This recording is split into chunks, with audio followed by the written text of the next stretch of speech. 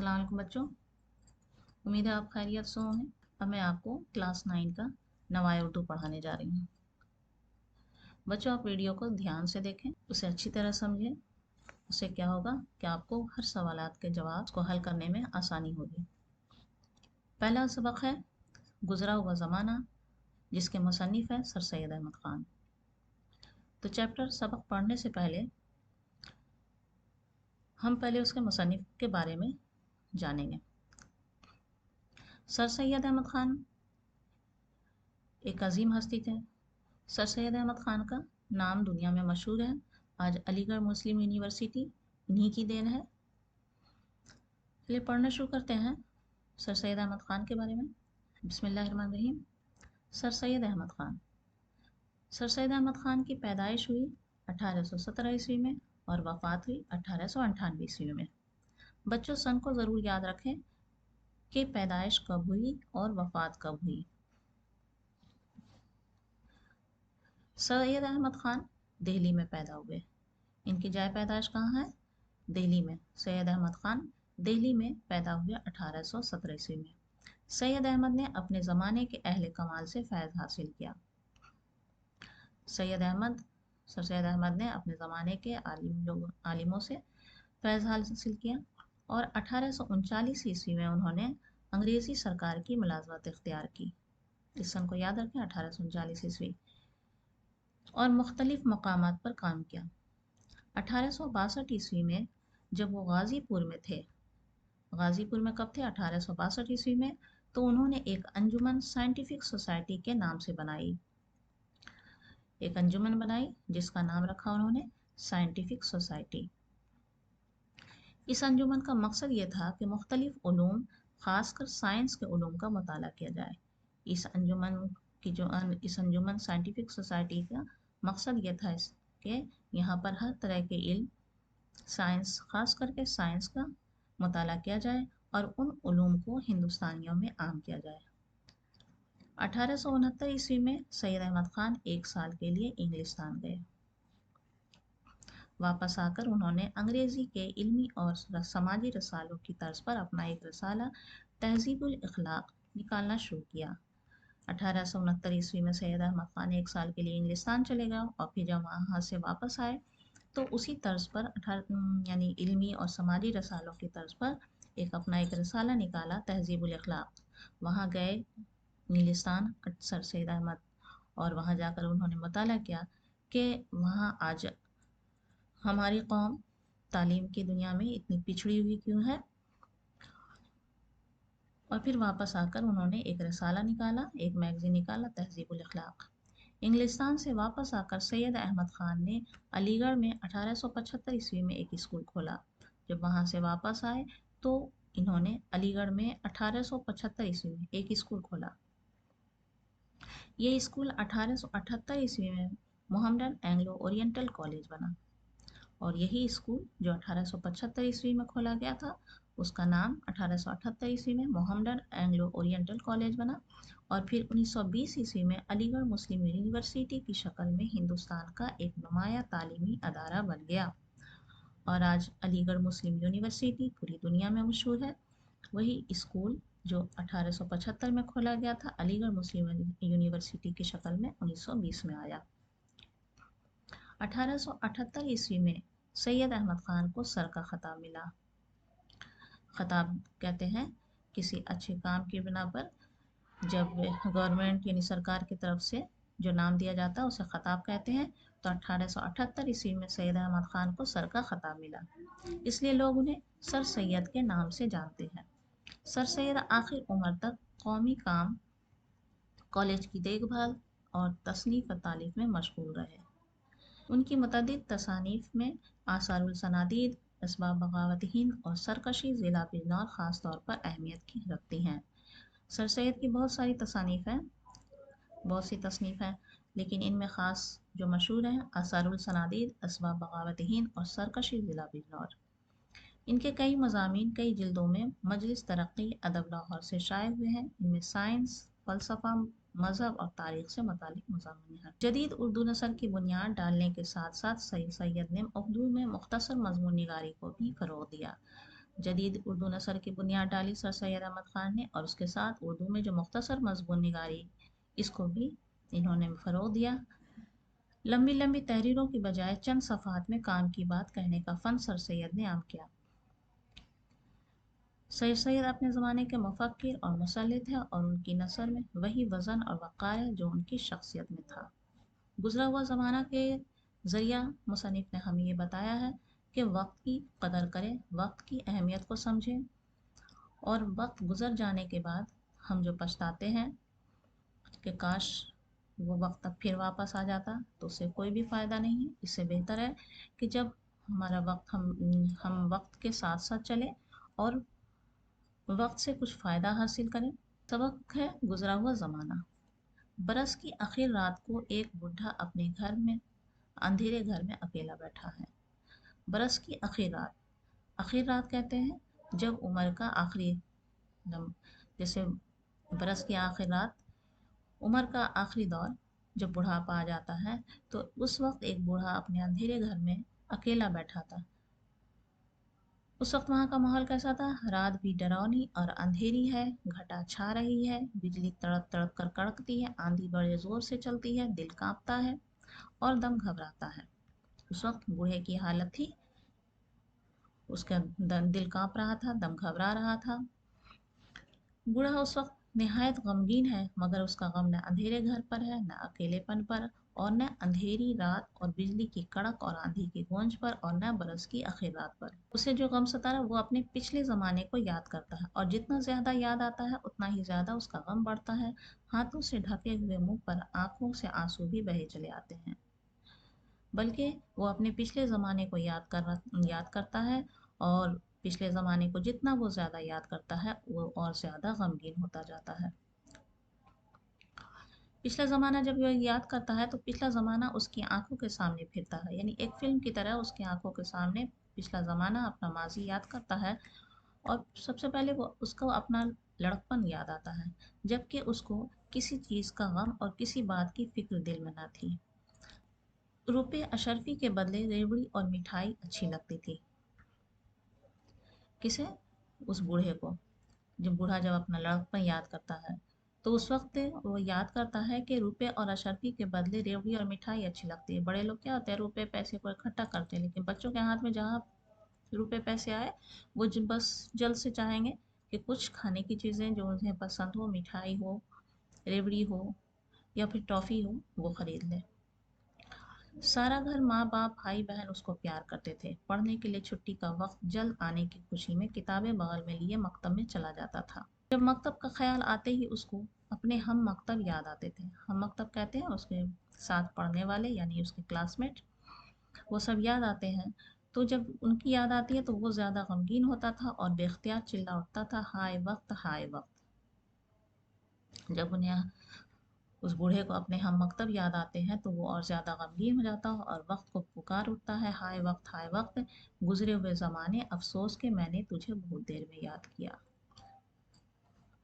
लड़कपन याद करने के बाद फिर वो अपनी जवानी का ज़माना याद करता था। अपना सुर्ख सफ़ेद चेहरा, सिडॉल डील भरा भरा बदन, रसीली आंखें, मोती की लड़ी से दांत, उमंग में भरा हुआ दिल, जज्बात इंसानी के जोशों की खुशी उसे याद आती थी। बूढ़ा अपनी जवानी का ज़माना याद करता है, उसकी आंखों में अंधेरा छाए हुए ज़माने में माँ बाप जो नसीहत करते थे, नेकी और खुदा परस्ती की बात बताते थे, और ये कहता था ओह अभी बहुत वक्त है, और बुढ़ापे के आने का कभी ख्याल भी न करता था। जवानी का ज़माना याद करता है और फिर उसे याद आता है कि किस तरह उसके माँ बाप या फिर उसके दोस्त आशना सब उसे नेकी की बातें बताते थे, लेकिन वो इन सब बातों पर ध्यान नहीं देता था। जवानी का जोश था उस वक्त, वो किसी की बातों को समझता नहीं था और ये सोचता था कि अभी तो बहुत वक्त है, फिर कभी कहीं इस काम को कर लूँगा। होता है ना बच्चों, माँ बाप कुछ समझाते हैं या बड़े कुछ समझाते हैं, तो उनकी बातों पर कुछ बच्चे ध्यान नहीं देते और ये कहते हैं कि अभी तो बहुत वक्त है, या फिर ये कहते हैं कि अरे आप तो दकियानुसी ख्यालात के हैं, अब ज़माना बहुत तरक्की कर गया है। तो ऐसा नहीं करना चाहिए। उसको याद आता था और अफसोस करता था कि क्या ही अच्छा होता अगर जब ही मैं उस वक्त का ख्याल करता और खुदा परस्ती और नेकी से अपने दिल को संवारता और मौत के लिए तैयार रहता। आह, वक्त गुजर गया, आह वक्त गुजर गया, अब पछताए क्या होता है, अफसोस मैंने आप अपने तई हमेशा ये कहकर बर्बाद किया कि अभी वक्त बहुत है। और फिर वो अफसोस करता है कि क्या ही अच्छा होता जब वक्त रहते मैं कुछ नेकी के काम कर लेता, लेकिन अब तो वक्त गुजर गया है। क्योंकि वो पहले अभी बहुत वक्त है ये कहकर टाल देता था कि आइंदा वक्त में अच्छे काम नेक काम कर लूँगा। ये कहकर वो अपनी जगह से उठा और टटोल टटोल कर खिड़की तक आया। खिड़की खोली, देखा कि रात वैसी ही डरावनी है, अंधेरी घटा छा रही है, बिजली की कड़क से दिल फटा जाता है, हौलनाक आंधी चल रही है, दरख्तों के पत्ते उड़ते हैं और टहने टूटते हैं। तब वो चिल्ला कर बोला, हाय हाय मेरी गुजरी हुई जिंदगी भी ऐसी ही डरावनी है जैसी ये रात। ये कहकर फिर वो अपनी जगह आ बैठा। लड़कपन याद करता है, जवानी याद करता है कि किस तरह उसने लड़कपन भी बर्बाद किया, जवानी भी बर्बाद कर दी। तो वो घबरा कर खिड़की तक आता है। जब देखता है खिड़की खोलकर तो देखा कि रात अभी वैसी ही डरावनी थी। दरख्तों के पत्ते उड़ रहे थे और टहने यानी शाख टूट रहे थे। तो वो फिर चिल्ला उठता है कि मेरी जिस तरह अभी ये माहौल है, अंधेरी रात है, डरावनी रात है, वैसे ही मेरी ज़िंदगी भी ऐसी ही डरावनी है। इतने में फिर उसको अपने माँ बाप, भाई बहन, दोस्त आशना याद आते हैं जिनकी हड्डियां कब्रों में गलकर खाक हो चुकी थी। फिर उसको अपने माँ बाप याद आते हैं, दोस्त आशना जो उनके जानने वाले सब याद आते हैं, जो अब सब कब्र में चले गए हैं, जो सब वफात पा चुके हैं, और जिनके यानी अब तक जिनकी हड्डियां कब्रों में गलकर खाक हो चुकी होंगी। माँ गोया मोहब्बत से उसको छाती से लगाए हुए आंखों में आंसू भरे खड़ी है, ये कहती हुई कि हाय बेटा वक्त गुजर गया। बाप का नूरानी चेहरा उसके सामने है और उसमें से ये आवाज आती है कि क्यों बेटा, हम तुम्हारे भी भले के लिए ना कहते थे। भाई बहन दांतों में उंगली दब दिए हुए खामोश है और उनकी आंखों से आंसुओं की लड़ी जारी है। दोस्त आशना सब गमगीन खड़े हैं और कहते हैं कि अब हम क्या कर सकते हैं। उसे माँ बाप, दोस्त आशना सब याद आते हैं और उसे ऐसा लग रहा है कि उसकी माँ उसे सीने से लगाए खड़ी है और कह रही है कि बेटा वक्त तो गुजर गया है। और फिर बाप का नूरानी चेहरा उसके सामने आता है और उससे आवाज़ आती है कि बेटा हम तो तुम्हारे ही भले के लिए कहते थे कि नेक काम कर लो। भाई बहन सब उस वक्त खड़े हैं और सब की आंखों से आंसू जारी है और सब गमगीन खड़े हैं कि अब तो वक्त गुजर गया, अब हम क्या कर सकते, अब तो हम तुम्हारे लिए कुछ भी नहीं कर सकते। ऐसी हालत में उसको अपनी वो बातें याद आती थी जो उसने निहायत बेपरवाही और बेमरवती और कचकलगी से अपने माँ बाप, भाई बहन, दोस्त आशना के साथ बरती थी। और उसे याद आता है, सारी बातें याद आती हैं कि किस तरह उसके माँ बाप, भाई बहन या दोस्त आशना समझाते थे तो उनके साथ वो बेमरवती से पेश आता था। माँ को रंजीदा रखना, बाप को नाराज करना, भाई बहन से बेमरवत रहना, दोस्त आसना के साथ हमदर्दी न करना याद आता था। और उसे याद आता है कि किस तरह सबके साथ वो गलत रवैया इख्तियार करता था और उस पर इन गली हड्डियों में से ऐसी मोहब्बत का देखना उसके दिल को पाश पाश करता था। और फिर देखता है कि बूढ़ा सबके साथ बेमरवती से पेश आया लेकिन फिर भी सब उसके साथ हमदर्दी से पेश आ रहे हैं, तो उसके दिल को और पाश पाश यानी टुकड़े टुकड़े कर रहा था। उसका दम छाती में घुट जाता था और ये कहकर चिल्ला उठता था कि हाय वक्त निकल गया, हाय वक्त निकल गया, अब क्यों कर इसका बदला हो। ये सब देखकर उसका दम घुट जाता है और फिर वो वक्त को पुकारने लगता है कि हाय वक्त, वक्त तो गुजर गया है, अब उसका बदल क्या हो, अब तो कुछ भी देकर, कितना भी कुछ दे दे, कितना भी कुछ खर्च कर ले, लेकिन अब वो वक्त उसका वापस आने वाला नहीं है। फिर वो घबरा कर फिर खिड़की की तरफ दौड़ा और टकराता लड़खड़ाता खिड़की तक पहुंचा। उसको खोला और देखा कि हवा कुछ ठहरी है और बिजली की कड़क कुछ थमी है, पर रात वैसी ही अंधेरी है। उसकी घबराहट कुछ कम हुई और फिर अपनी जगह आ बैठा। फिर लड़कपन जवानी जब याद कर लेता उसके बाद उसे अपना अधेड़पन याद आता है। माजी में उसके सामने फिर अधेड़पन ले आता है जिसमें कि न वो जवानी रही थी और न वो जवानी का जौवन, न वो दिल रहा था और न दिल के वलवलों का जोश, न उसने अपनी इस नेकी के ज़माने को याद किया जिसमें वो बनिस्बत बदी के नेकी की तरफ ज़्यादा मायल था। जब वो अधेड़पन याद आता है, अधेड़पन कहते हैं जवानी और बुढ़ापा के बीच का वक्त, तो वो अपना अधेड़पन याद आता है कि अब तो न वो उसका जवानी का जोश था, और न ही वो दिल रहा था और न वो जवानी बाकी रही थी। उस वक्त क्या होता है, जब जवानी गुजर जाती है तो लोग थोड़े नमाज रोज़ा हज ज़कात की तरफ माइल हो जाते हैं कि अब तो हमारा बुढ़ापा आ रहा, अब तो हमें इस दुनिया से जाने की तैयारी करनी चाहिए, तो कुछ नेक काम अपने लिए करते हैं वो। उस वक्त भी बूढ़ा अपने लिए ही नेक काम कर रहा था। तो उसे याद आता है कि वो अपना रोज़ा रखना, नमाज़ें पढ़नी, हज करना, ज़कात देनी, भूखों को खिलाना, मस्जिदें और कुएं बनवाना याद करके अपने दिल को तसल्ली देता था। तो बूढ़ा जो के इतना दम उसका घबराया हुआ था, तो वो अपना जो अधेड़पन में रोज़ा रखा, नमाज़ें पढ़ी या हज किया या ज़कातें दिया या फिर भूखों को खाना खिलाया, तो ये सब उसने अपने सवाब के लिए किया। लेकिन उन सबको याद करके थोड़ा तसल्ली अपने आप को देता था कि चलो मैंने ये सब काम किया। लेकिन ये सब जो भी काम किया बूढ़े ने अपनी अपने सवाब के लिए किया। फ़कीरों और दरवेशों को जिनकी खिदमत की थी, अपने पीरों की जिनसे बैत की थी, अपनी मदद को पुकारता था, मगर दिल की बेकरारी नहीं जाती थी। हालांकि वो ये सब याद करके वो अपने दिल को तसल्ली दे रहा था, अपने पीरों जिनसे वो बैत था, लेकिन सबको अपनी मदद के लिए पुकारता था, लेकिन फिर भी उसकी दिल की बेकरारी नहीं जाती थी। वो बेचैन हो रहा था। वो देखता था कि उसके ज़ाती अमाल का उसी तक खात्मा है, और वो उसका मुआजना करता है कि जो भी उसने रोज़ा रखा, नमाज़ें पढ़ी, वो तो सब उसी तक महदूद रह गया। भूखे फिर वैसे ही भूखे हैं, मस्जिदें टूट कर या तो खंडर है या फिर वैसे ही जंगल है। कुएं अंधे पड़े हैं, न पीर और न फकीर कोई उसकी आवाज़ नहीं सुनता और न मदद करता है। कोई इसकी मदद करने के लिए नहीं आता है, न कोई पीर न फकीर या फिर न ये वो जिनसे इसने बैत की थी। उसका दिल फिर घबराता है और सोचता है कि मैंने क्या किया जो तमाम फ़ानी चीज़ों पर दिल लगाया। और फिर वो सोचता है कि उसने तो दुनिया की तमाम फ़ानी चीज़ों पर, फ़ानी यानी ख़त्म होने वाली चीज़ों पर दिल लगाया। ये पिछली समझ पहले ही क्यों न सूझी। और ये सोचता है कि ये सब मुझे पहले ही क्यों नहीं समझ में आई, अब कुछ बस नहीं चलता। और फिर ये कहकर चिल्ला उठता है, हाय वक्त, मैंने तुझको क्यों खो दिया। फिर वो वक्त को पुकार उठता है और पछताता है कि हाय वक्त, मैंने तुझको क्यों खो दिया। वो घबरा कर फिर खिड़की की तरफ दौड़ा। उसके पट खोले तो देखा कि आसमान साफ है। वो घबराता है, फिर खिड़की की तरफ जाता है और उसे खोलकर देखता है तो अब वहां पर आसमान बिल्कुल साफ हो गया था। आंधी थम गई थी, घटा खुल गई है, तारे निकल आए हैं, उनकी चमक से अंधेरा भी कुछ कम हो गया। चूंकि तारे निकल गए थे, इसलिए अंधेरा भी कुछ कम हो गया था। वो दिल बहलाने के लिए तारों भरी रात को देख रहा था कि यकायक उसको आसमान के बीच में एक रोशनी दिखाई दी और उसमें एक खूबसूरत दुल्हन नजर आई। वो दिल बहलाने के लिए तारों को देख रहा था कि उसने देखा कि यकायक अचानक उसको आसमान के बीच में से एक तेज रोशनी दिखाई दी। उस रोशनी में से एक खूबसूरत दुल्हन नजर आई।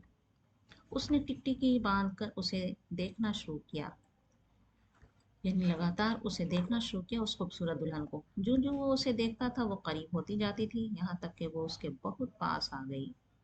और देखता है, जैसे जैसे वो उसे देख रहा था, वो खूबसूरत दुल्हन उसके करीब आती जाती थी, यहाँ तक कि वो बिल्कुल उसके करीब आ गई। जब वो करीब आई तो वो उसके हुस्न व जमाल को देखकर हैरान हो गया और निहायत पाक दिल और मोहब्बत के लहजे से पूछा कि तुम कौन हो।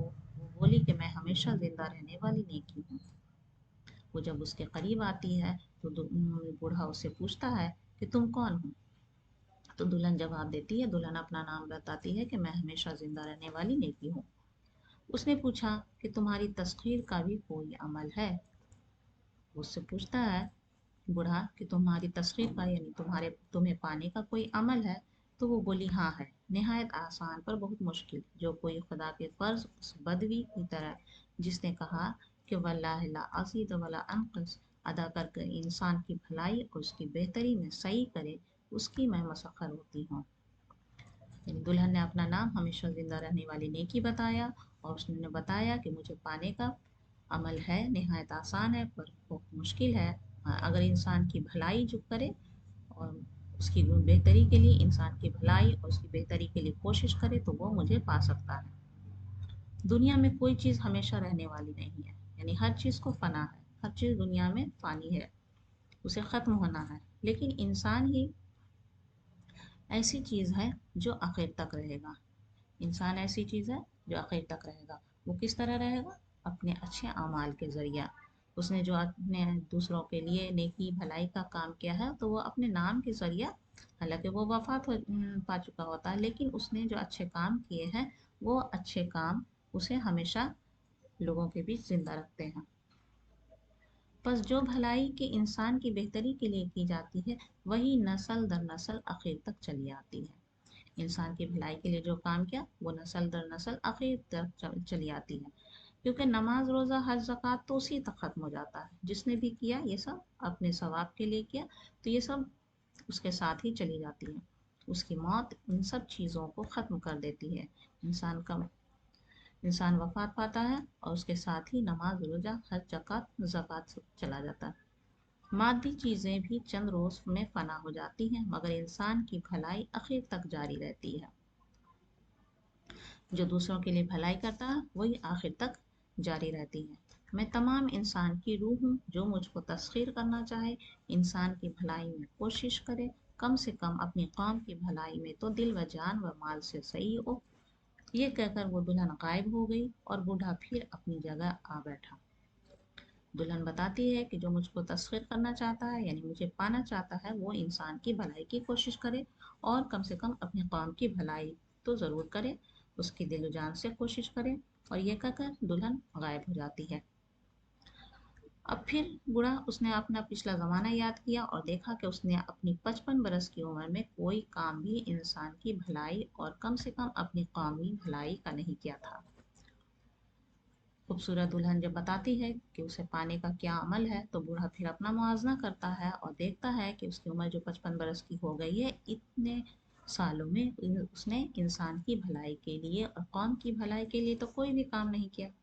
اس کے تمام کام ذاتی غرض پر مبنی تھے، یعنی ہر کام اس نے اپنی غرض کے لیے کیے تھے۔ نیک کام جو کیے تھے ثواب کے لالچ اور گویا خدا کو رشوت دینے کی نظر سے کیے تھے، خاص قومی بھلائی کی خالص نیت سے کچھ بھی نہیں کیا تھا۔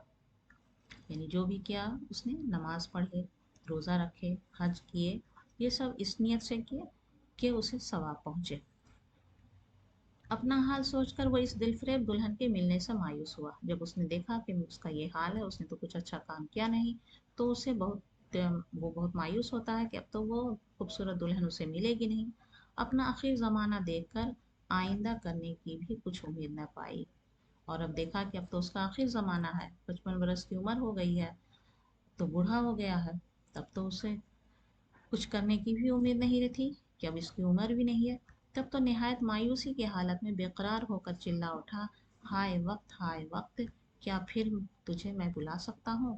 ہائے میں 10,000 دینارے دیتا اگر وقت پھر ہاتھ آتا اور میں جوان ہو سکتا۔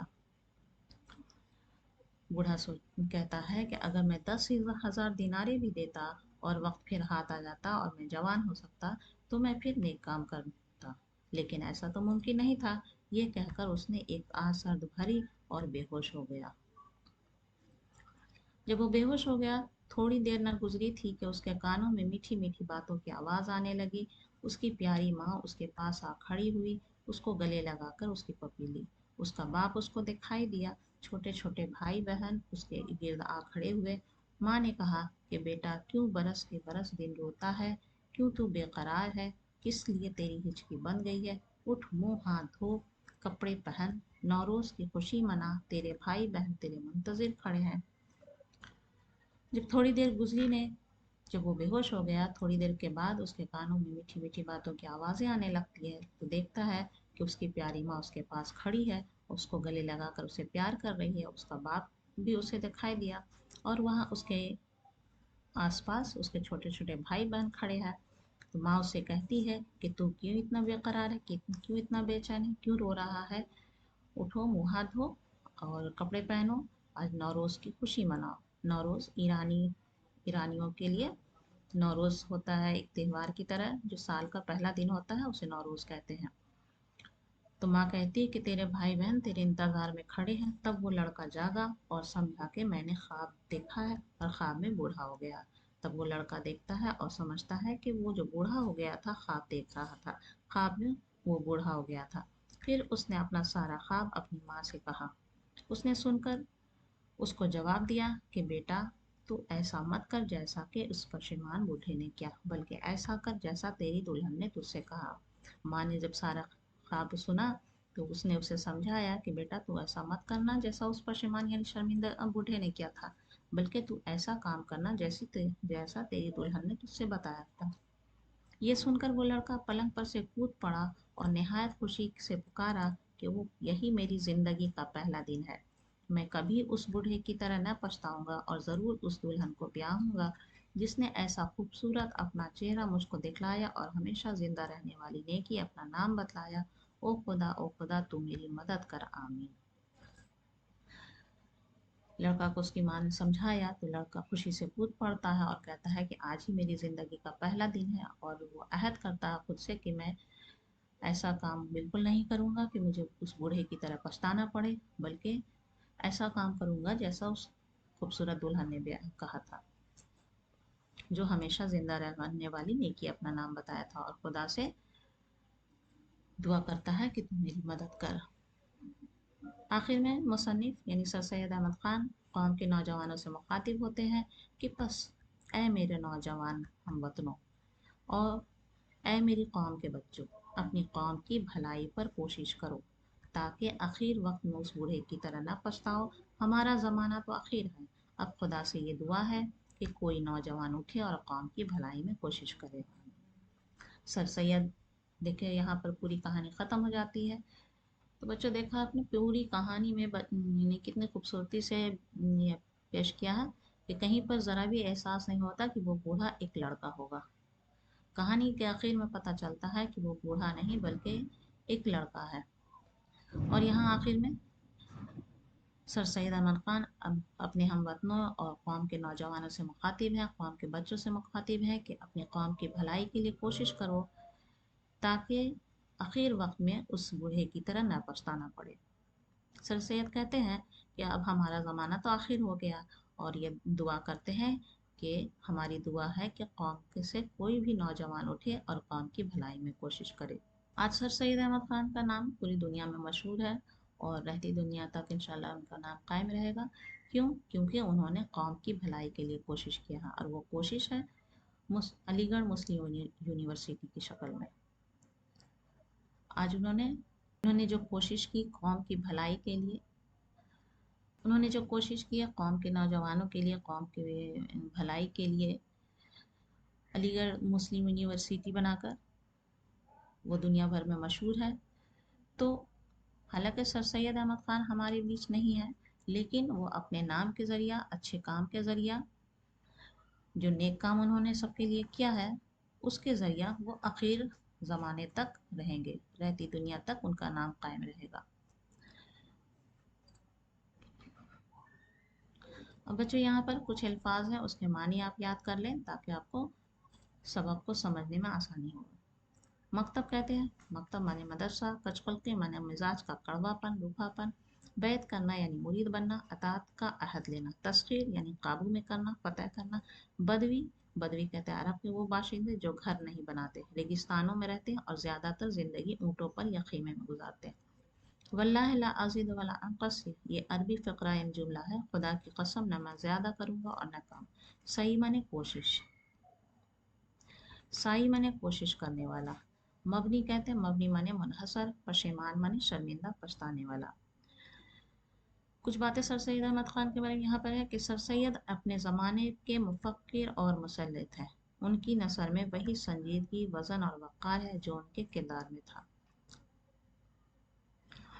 इस मज़मून में सर सैयद का इसलूब बड़ा अफसानवी है। आखिर इक़्तिबास से क़बल ये अंदाज़ा ही नहीं होता कि सर सैयद की कहानी का हीरो कोई बूढ़ा नहीं बल्कि एक कम उम्र लड़का है। जब हम आखिरी इक़्तिबास में आते हैं तब हमें पता चलता है कि इस कहानी का हीरो एक बूढ़ा नहीं है बल्कि एक कम उम्र लड़का, वो ख्वाब में बूढ़ा हो गया था। सर सैयद वक्त की अहमियत को अच्छी तरह समझते थे और अपनी तहरीरों के ज़रिए वो कौम के नौजवानों को वक्त की कदर व कीमत का एहसास दिलाते थे। सर सैयद अहमद ख़ान वक्त की अहमियत को समझते थे और वो चाहते थे कि कौम के नौजवान भी वक्त की अहमियत को समझें और उसका सही इस्तेमाल करें। इस कहानी के ज़रिए, इस सबक के ज़रिए उन्होंने हमें वक्त की कदर और कीमत का एहसास दिलाया है। تو بچوں آج کے لیے اتنا ہی کام ہے. آپ سے گزارش ہے کہ آپ اس ویڈیو کو زیادہ سے زیادہ اپنے دوستوں میں شیئر کریں، لائک کریں. اگلی ویڈیو میں انشاءاللہ آپ سے جلد ملاقات ہوگی. تب تک کے لیے اللہ حافظ.